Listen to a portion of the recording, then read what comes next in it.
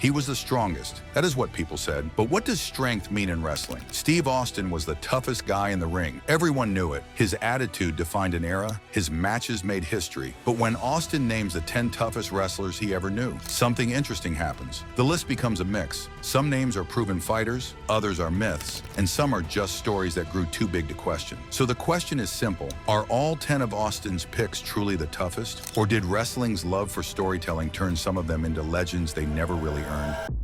Steve Austin is not just any wrestler. He is the symbol of toughness in professional wrestling. During the Attitude Era, Austin became the biggest star in the business. His persona was built on being the baddest man alive. He did not back down. He did not submit. At WrestleMania 13, he passed out in Bret Hart's sharpshooter rather than tap out. Blood poured down his face. He refused to quit. That moment defined what toughness looked like to millions of fans. Austin became the standard. After his wrestling career ended, Austin started a podcast. It was called The Steve Austin Show. Later, he hosted the Broken Skull Sessions. These platforms gave him a new role. He became the historian of wrestling's toughest men. He interviewed legends. He told stories. He confirmed who was real and who was not. In a business where truth and fiction blend together, Austin's voice carried weight. If Austin said someone was tough, people believed it. His word became gospel. But Austin does not see toughness as one thing. He sees two different kinds. The first kind is in-ring resilience. This means enduring the travel schedule. It means taking bumps night after night. It means surviving injuries and never quitting. Austin himself was a master of this. He wrestled with a broken neck.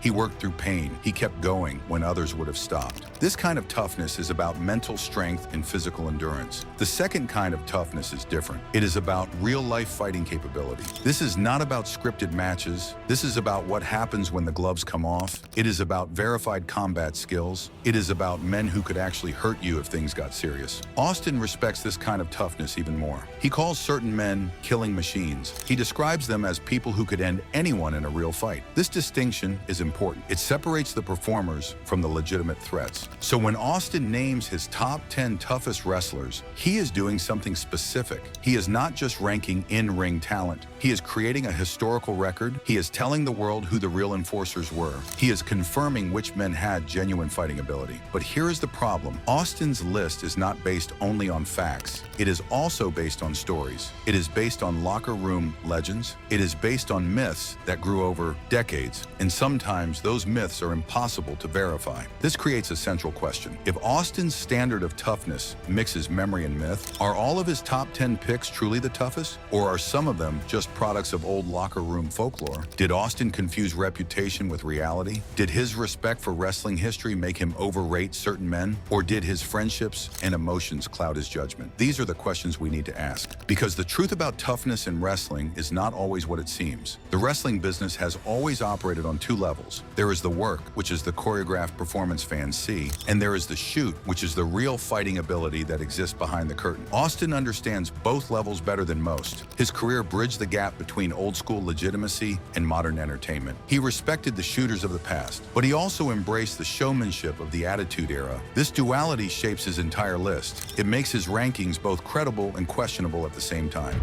Number 10, Bart Gunn.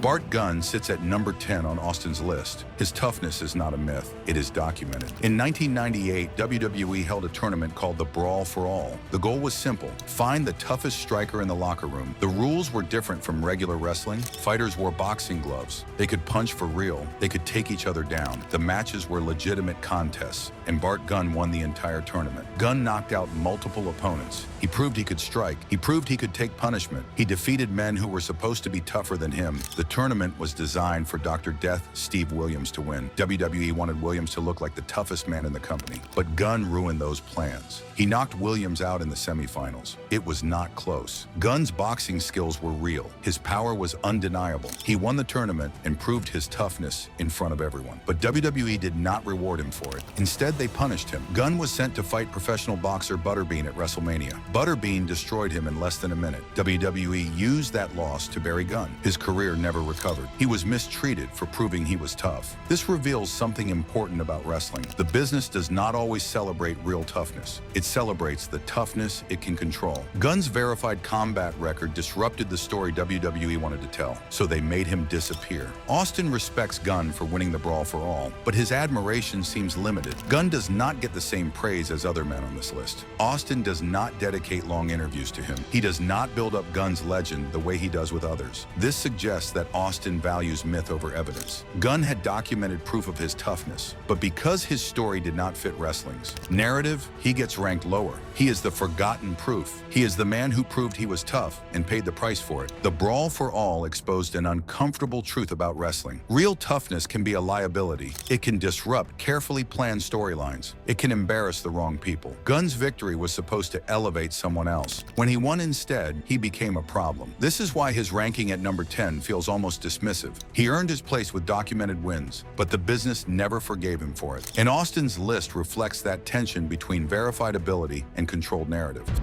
Number 9, Lou Thesz. Lou Thesz is a name from wrestling's early days. He was a champion in the 1940s and 1950s. His reputation was built on something called hooking. Hooking was a style of wrestling that used real submission holds. Hookers were the enforcers of the business. If someone tried to double-cross a promoter, the hooker would hurt them in the ring. Thesz was one of the best hookers in history. He knew how to break limbs. He knew how to choke people out. His skills were real. Thesz also had a verified combat background. During World War II, he taught unarmed combat to soldiers. This was not wrestling entertainment. This was military training. Thesz knew how to fight for real. He taught soldiers how to survive in close combat. This background gives his toughness credibility. He was not just a wrestler, he was a trained fighter. His knowledge of submission techniques came from legitimate grappling systems. He understood leverage. He understood pain compliance. He understood how to control another human being. Austin includes Thesz on his list because of this history. Thesz represents the lineage of tough men who protected wrestling's secrets. He represents the era when wrestlers needed real fighting skills. But here is the problem. Austin never fought Thesz. He never worked with him. He never saw him in action. Thesz retired decades before Austin's career began. So Austin's respect for Thesz is based on inherited legend. It is based on stories passed down through generations. This raises a question. Is Thesz on this list because he was truly one of the toughest? Or is he on this list because Austin respects wrestling history? Thesz's reputation is unquestioned, but it is also untested by modern standards. We do not have video of him in real fights. We do not have records of him defeating trained fighters. We only have stories. And in wrestling, stories can grow far beyond reality. Austin's inclusion of Thesz may reflect his reverence for tradition more than verified danger. The hooking tradition that Thesz represented is important to understanding wrestling's history. In the early days, wrestlers needed to be legitimate fighters. Promoters needed someone who could handle troublemakers. Thesz filled that role. He was the guardian of wrestling's legitimacy. But by the time Austin came along, that tradition had faded. Wrestling had become more performance-based, so Thesz exists on this list as a tribute. He is honored for what he represented, but his actual fighting ability remains largely unverified by modern standards. Then number 8, Steve Blackman.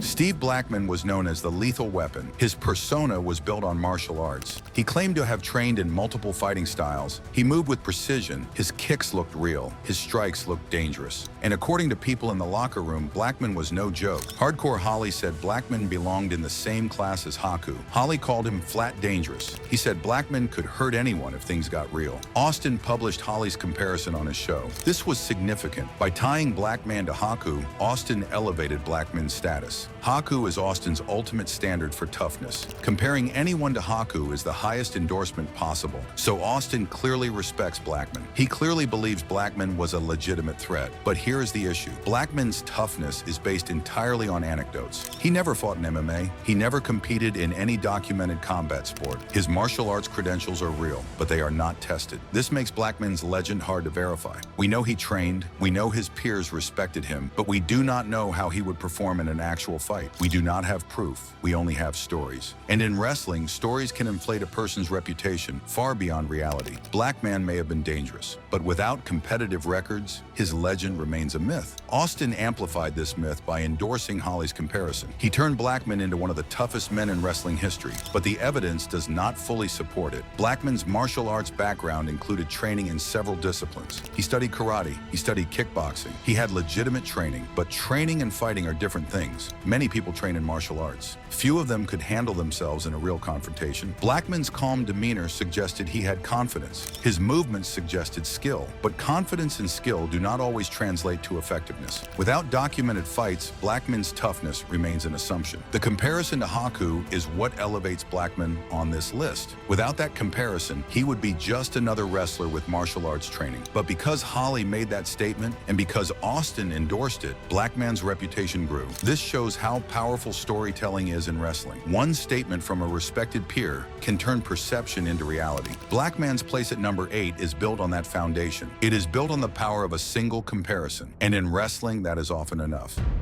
Number 7, Big Van Vader.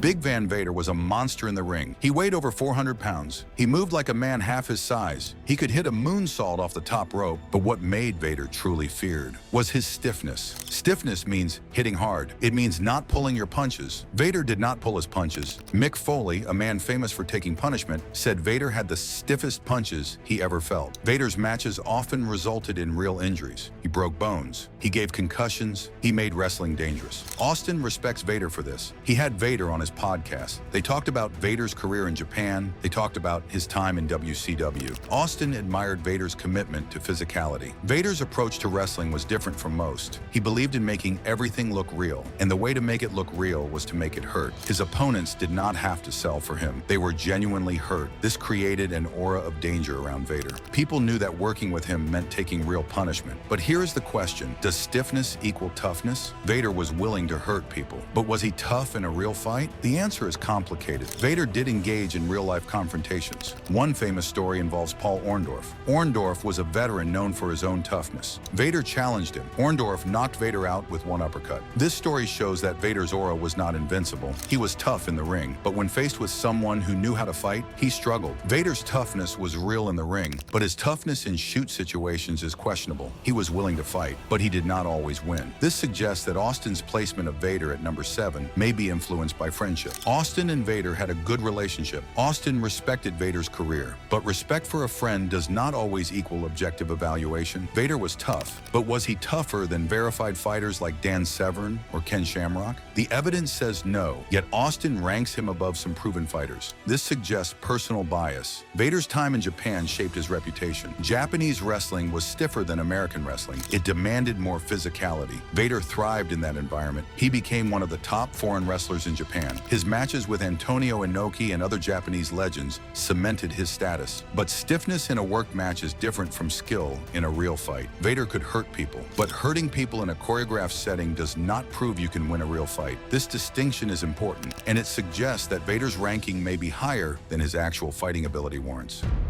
Number 6, Ron Simmons. Ron Simmons was a powerhouse. He was a college football All-American. He had immense physical strength. Lex Luger called Simmons the strongest guy he ever saw. Austin frequently had Simmons on the Broken Skull sessions. Austin clearly respects him. Simmons was known as a locker room peacekeeper. His presence alone deterred conflict. Nobody wanted to test him. His size and reputation made him untouchable. But here is the issue. Simmons' toughness is based on intimidation. It is based on physical presence. It is not based on verified confrontation. We do not have stories of Simmons knocking people out. We do not have records of him winning fights. We only know that people feared him. They feared his size. They feared his strength. But fear and toughness are not the same thing. Fear can be built on reputation. Toughness requires proof. Austin seems to confuse the two when it comes to Simmons. He respects Simmons for his discipline and authority, but does that make him one of the 10 toughest wrestlers ever? Simmons never competed in combat sports. He never participated in the Brawl for All. He never had a documented street fight. His toughness is assumed. It is not proven. This suggests that Austin's admiration for Simmons is based on respect and friendship rather than objective evaluation. Simmons may have been tough, but without proof, his place on this list is questionable. Simmons' football background gave him credibility. He played defensive tackle at Florida State University. He was drafted by the NFL. He understood physicality. He understood contact. This translated into his wrestling career. He looked like an athlete. He moved like an athlete. His presence commanded respect. But athletic ability and fighting ability are different. Many athletes are physically imposing, but not all of them can fight. Simmons' reputation suggests he could, but we have no evidence to confirm it. The locker room peacekeeper role is important in wrestling. Every generation needs someone who maintains order. Simmons filled that role during his era. His authority came from his size and his presence. Nobody challenged him. But was that because he was truly dangerous? Or was it because nobody wanted to find out? The difference matters. True toughness is proven. Assumed toughness is just reputation. Simmons' place at number 6 suggests Austin values reputation. He values the role Simmons played, but he does not have proof of Simmons' fighting ability. And in a list of the toughest wrestlers, proof should matter. 5. Dr. Death Steve Williams.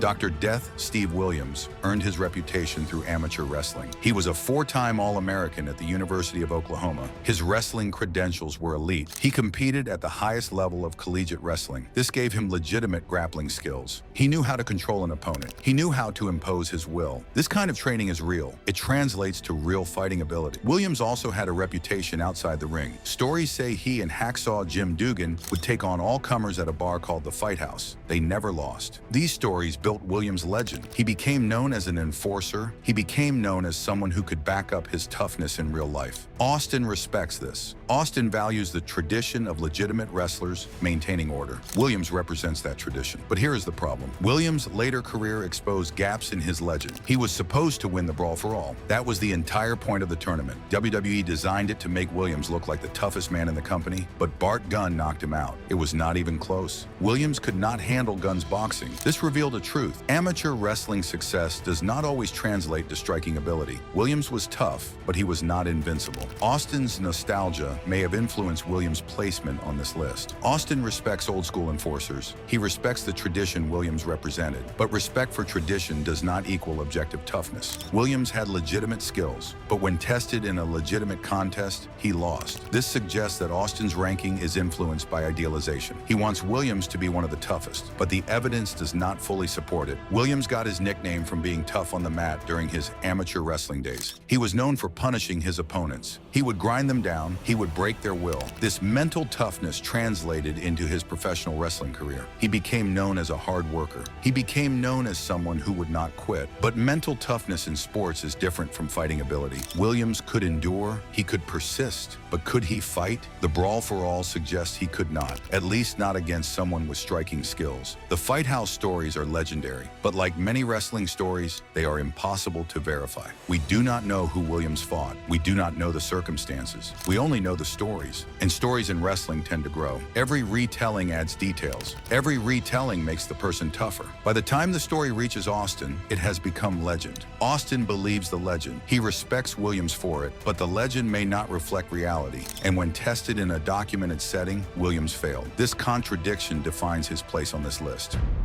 For 4, Harley Race. Harley Race is a legend. He was a 7-time NWA World Heavyweight Champion. He survived polio as a child. He survived a near-fatal car crash. He beat cancer multiple times. His life was defined by endurance. He refused to quit. He refused to give in. This kind of resilience is remarkable. It shows incredible mental toughness. Austin respects this. He respects men who refuse to yield. Race also had a reputation for toughness in the locker room. Bobby Heenan famously said that Andre the Giant feared only 2 men. One was Haku, the other was Harley Race. This endorsement carries weight. Andre was the biggest man in wrestling. If Andre feared Race, then Race must have been legitimately dangerous. But here's the issue. Race's reputation is sustained by stories from younger wrestlers. It is sustained by reverence. It is not sustained by documented fights. Austin never fought Race. He never worked with him closely. His respect for Race is based on inherited legend. It is based on stories told by older wrestlers. But does surviving medical hardship equal toughness in a fight? The answer is not clear. Race's endurance is undeniable, but endurance and fighting ability are different things. Austin may be confusing suffering with toughness. He may be elevating Race because of respect for wrestling history rather than verified danger.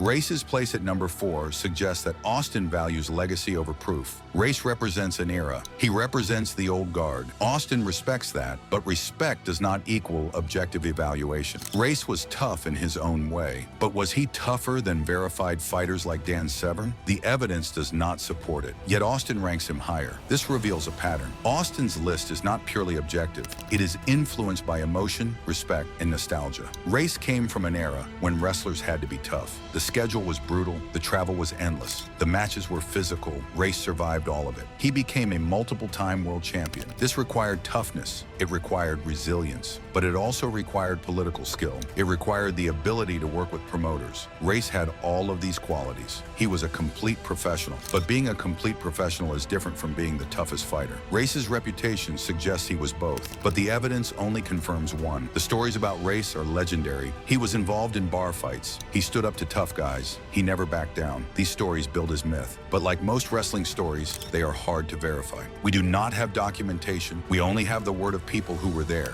And those people often have reasons to exaggerate. They want to protect the legacy. They want to honor their friend. Austin is doing the same thing. He is honoring Race. He is protecting the legacy. But in doing so, he may be overrating Race's actual fighting ability.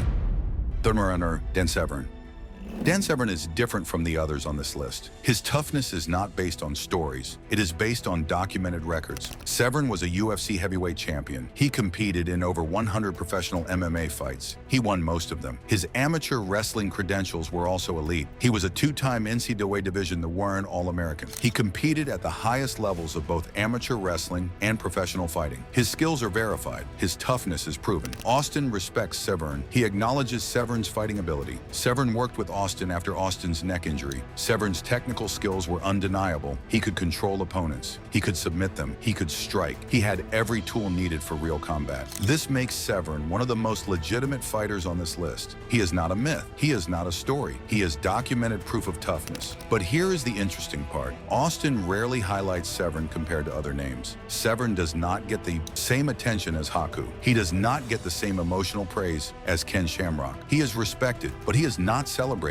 This suggests something important. Genuine fighters often get less attention than mythical brawlers. Why? Because they do not fit wrestling's storytelling mold. Wrestling loves legends. It loves stories. Severn is neither. He is just a proven fighter. And proven fighters are less interesting to wrestling fans than myths. This reveals a flaw in Austin's list. Severn should be ranked higher. His verified record puts him above men like Harley Race and Dr. Death Steve Williams. But Austin's emotional connection to myth and legend keeps Severn at number 3. Austin respects Severn, but he does not mythologize him. And in wrestling, myth often outweighs reality. Severn's UFC career speaks for itself. He defeated some of the best fighters of his era. He submitted them. He out-wrestled them. He proved his dominance. His professional MMA record spans over a decade. He competed into his 40s. He won fights against men half his age. This longevity proves his skill. It proves his toughness. It proves he could adapt and survive. These are not stories. These are facts. And facts should carry more weight than anecdotes. But Severn's personality works against him in wrestling's mythology. He was quiet. He was professional. He did not brag. He did not tell wild stories. He simply competed and won. This lack of showmanship makes him less memorable. It makes him less exciting. Austin respects this, but he does not celebrate it. And that is why Severn sits at number 3 instead of number 1. His toughness is beyond question, but his legend is not as compelling as others. And in wrestling, the legend often matters more than the truth. For number 2, Ken Shamrock. Ken Shamrock is a legend in MMA. He was the first UFC Superfight champion. He defeated Dan Severn in 1995. He was also the first foreigner to win Japan's King of Pancrazy openweight title. His fighting credentials are unquestionable. He competed at the highest level. He won. He proved his toughness in documented competition. This makes Shamrock one of the most legitimate fighters on Austin's list. But Austin's respect for Shamrock goes beyond his fight record. When Shamrock appeared on the Broken Skull sessions, Austin became emotional. Shamrock talked about his difficult upbringing. He talked about living on the streets. He talked about group homes. Austin was moved to tears. He said he knew Shamrock was tough, but hearing about his childhood made Austin respect him even more. This emotional response suggests something important. Austin's ranking of Shamrock may be influenced by sentimentality. Austin admires Shamrock's psychological resilience. He admires the fact that Shamrock survived a terrible childhood and still became a champion. This broadens Austin's definition of toughness. It is not just about fighting, it is about overcoming hardship. relationship. But here's the problem. Emotional empathy can cloud judgment. Austin's tears during the interview suggest that his feelings for Shamrock influenced his ranking. He may have overrated Shamrock's toughness relative to others. Shamrock is tough, but is he the second toughest wrestler ever? The evidence does not fully support it. Shamrock's verified MMA record makes him legitimate, but Austin's emotional connection may have pushed him higher on the list than he deserves. This reveals another pattern. Austin's rankings are not purely objective. They are influenced by personal relationships and emotional responses. Austin respects Shamrock as a fighter, but his empathy for Shamrock's story may have inflated his ranking. Shamrock's early life was brutal. He was abandoned by his parents. He lived in foster care. He was placed in group homes. He ran away and lived on the streets. He fought to survive. This background shaped him. It made him tough. It made him resilient. When Shamrock entered fighting, he brought that survival instinct with him. He fought like a man who had nothing to lose. This intensity made him dangerous. It made him successful, and it made Austin emotional. The emotional connection between Austin and Shamrock is real. Austin saw himself in Shamrock. He saw someone who overcame impossible odds. He saw someone who refused to quit. This connection shaped Austin's perception. It made him rate Shamrock higher. But emotional connection is not the same as objective evaluation. Shamrock deserves respect. His accomplishments are real, but his place at number 2 may say more about Austin's feelings than about Shamrock's actual ranking among the toughest wrestlers ever. Shredder 1 Haku Monk. Haku sits at the top of Austin's list. Austin has called Haku the baddest man in wrestling history. He said Haku could kill anyone without blinking. He told a famous story about a tank. Austin said if he had a tank with one shell and Haku was 300 yards away, he would jump out of the tank and shoot himself. Why? Because he would not want to wound Haku and make him angry. This story is legendary. It defines Haku's reputation. Other wrestlers have similar stories. Jake Roberts echoed Austin's tank statement. Arn Anderson said Haku pushed a large cowboy through 2 doors with one hand. Rick Steiner claimed Haku fought 8 police officers and neutralized Mace by sucking it in. These stories are incredible. They are terrifying. They make Haku sound superhuman. But here is the issue. Every Haku story is secondhand. Every story is impossible to verify. We have no video. We have no police reports. We only have anecdotes. This makes Haku the ultimate myth. His reputation is built entirely on storytelling. Austin confirms these stories. He validates them. But Austin never fought Haku. He never saw Haku in a real fight. He only heard the stories, and by repeating them, Austin keeps the myth alive.